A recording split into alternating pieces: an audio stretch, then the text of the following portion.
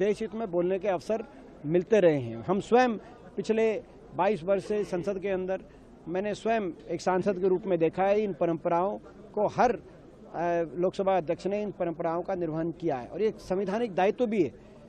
विपक्ष को बुलवाना एक संवैधानिक दायित्व भी है। मैं उम्मीद करूंगा कि लोकसभा अध्यक्ष उस संवैधानिक दायित्व, उस संसद की परंपरा का ख्याल रखते हुए नेता विपक्ष को बोलने का अवसर मिलेगा, क्योंकि यदि सरकार की सहमति से ही बोलना है तो विपक्ष की क्या आवश्यकता है, फिर तो सत्ता पक्ष वालों को बुलवाओ।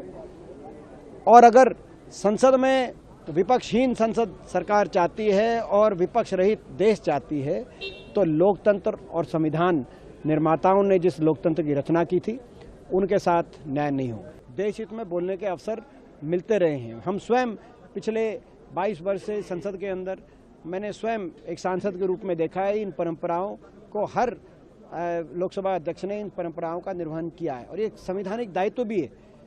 विपक्ष को बुलवाना एक संवैधानिक दायित्व भी है। मैं उम्मीद करूंगा कि लोकसभा अध्यक्ष उस संवैधानिक दायित्व, उस संसद की परंपरा का ख्याल रखते हुए नेता विपक्ष को बोलने का अवसर मिलेगा, क्योंकि यदि सरकार की सहमति से ही बोलना है तो विपक्ष की क्या आवश्यकता है, फिर तो सत्ता पक्ष वालों को बुलवाओ।